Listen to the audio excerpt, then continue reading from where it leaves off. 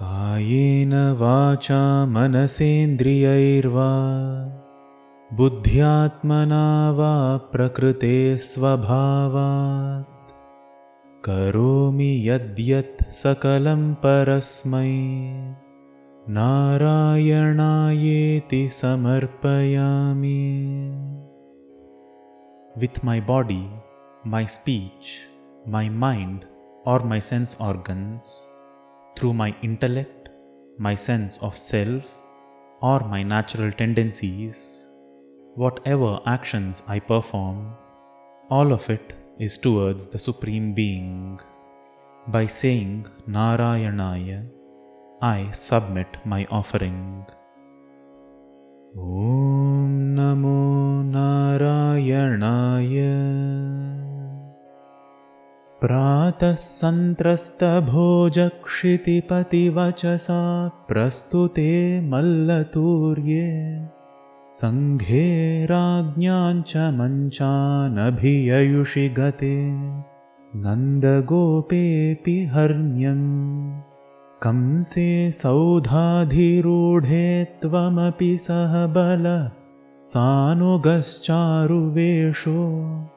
रङ्गद्वारङ्गतो भो कुपितकुवलया पीडनागावलीढम्. The next morning, as the frightened Kamsa declared a wrestling match, as the kings got to their seats, and as Nandagopa too went to the palace, as Kamsa ascended to the balcony, you too, along with Balarama and your followers, well dressed, approached the gates of the arena, which was obstructed by an angered elephant by the name of Kuvalayapida. Papishthapehi margadrutamiti vachasa nishthurakrudha buddhe ambashthasya pranodadadhika javajusha हस्तिना गृह्यमाणः. केली मुक्तोऽथ गोपी कुचकलशचिरस्पर्धिनं कुम्भमस्य व्याहत्यालीयथास्त्वं चरणभुवि पुनर्निर्गतो वल्गुहासि. O wicked one, move away from my way.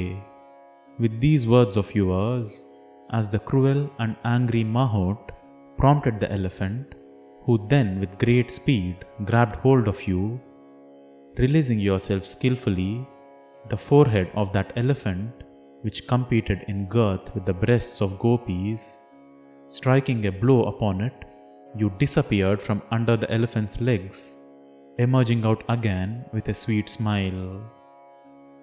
हस्तप्राप्योऽप्यगम्यो झटिति मुनिजनस्येव धावन् गजेन्द्रं क्रीडन्नापात्य भूमौ पुनरपि पततस्तस्य दन्तं सजीवम् मूलादुन्मूल्य तन्मूलगमहितमहामौक्तिकान्यात्ममित्रे प्रादास्त्वं हारमेभिर्ललितविरचितं राधिकायै दिशेति. Coming into its grasp, but then escaping quickly, just as you do with the sages, playfully bringing it to the ground, and as it fell, leaving it alive, its ferocious tusks pulling them out from the root, and the large pearls at their root, you gave them to your best friend, saying, "Make a beautiful garland out of these and present them to Radhika." Grunhanandantamanse yutamatha halina rangamanga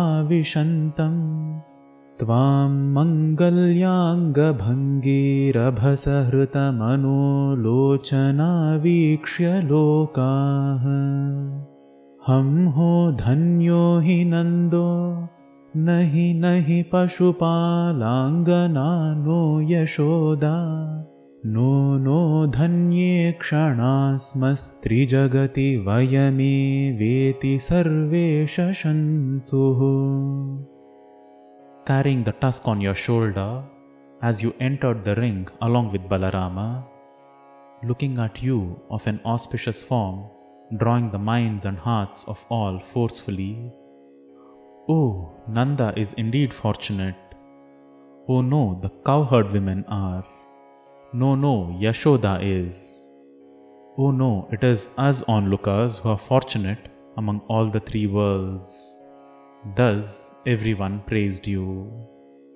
Purnam Brahmaiva Sakshan Niravadhi Paramananda Sandra Prakasham Gopeshu Tvam Yalasir Nakhalu Bahujanaistavavedito Bhuho Drushtva Thattvantadedam Prathamamupagate Punyakale Janaugha Purnananda Vipapa Sarasamabhijagustvatkritani smritani. The complete manifestation of the Creator evident in front, the brilliance of intense ultimate bliss. Not many people knew of you as thus. Weren't you mostly known as one of the cowherds? Thus seeing you, arriving there for the first time, as the auspicious time drew nearer, the groups of people filled with joy and devoid of sins started narrating your stories as they remembered them. Chanuro Mallavirastadanu Nrupagira Mushtiko Mushtishali Tvan Ramanchaabhipede Jhata Jhatiti Mitho Mushtipatati Ruksham Utpatapatanakarshana Vividharananyasatan Tatra Chitram Mrutyof Prageva Malla Prabhuragamadayam Bhurisho Bandha Mokshan. Upon the king's words, the valiant wrestler Chanura and the boxer Mushtika pounced upon you and Balarama at once with fierce and quick blows of the fist, throwing up, down, dragging along, and all kinds of war tactics were used. Oh, what wonder! Even before death, that skillful wrestler attained to bondage and liberation many times. Hadhik kashtan kumarau sulalitavapushau Mallavirau kathorau Nadrakshyamu vrajamastvaritamiti jane Bhashamane tadanim Chanurantam karod brahmana vigaladasum Pothayamasi thorvyam Pishto bhun mushtikopi Drutamata halina Nashta shishtair dadhave. Oh no, this is difficult. The boys are tender-bodied and the wrestlers are tough. We shall not see this, let's leave quickly. Thus as people were speaking, then spinning Chanura by hand, as his life slipped away, you threw him onto the earth. Mushtika too was crushed quickly by Balarama, and the ones left living ran away. Kanso samvarya turyam khalamatiravidan karyamaryan pitrunstan ahantum vyaptamurte stavacha samashishadduramutssaranaya Rushto dushtokti-bhistvam garuda iva girim mancha manchanudanchat khadgavyavalgadussangrahamapi cha hathat pragrahiraugrasenim.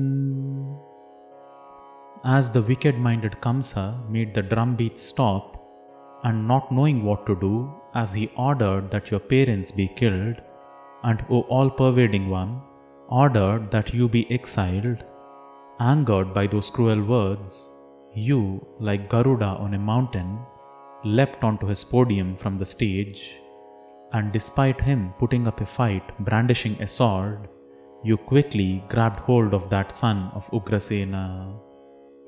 Sadyo nishpishta sandhim bhuvi narapatima patya tasyo parishtat tvaya patye tadaiva tvadupari patita nakinam pushpa vrishtihi किं किं ब्रूमस्तदानीं सततमपि भिया त्वद्गतात्मा सभेजे सायुज्यन्त्वद्वधोत्था परमपरमियं वासनाकालनेमेः. Crushing his joints at once, throwing that king to the ground, as you jumped on top of him, similarly, on top of you was showered a torrent of flowers from the heavens. What else may we say then? Always thinking of you in fear, he too attained to unity with you as you slayed him, O Supreme One. This was the past life tendency of Kalanemi. Tadbhratru nashtapishtva drutamath pitaro Sannamannugrasenam Krutva Rajanamuchairyadukulamakhilam Modayan Kamadanaihi Bhaktanamuttamanchodhavamamara raptanitim sakhayam Labdhva tushto nagaryam Pavanapurapate Rundhi me sarvarogan. Then, quickly killing his 8 brothers, bowing down to your parents, and reinstating Ugrasena as the king, making the entire clan of Yadus rejoice by bestowing their desires, by obtaining Uddhava, who received the rules of conduct from the Devaguru as your friend, satisfied in that city, O Lord of the city of wind, destroy all my ailments.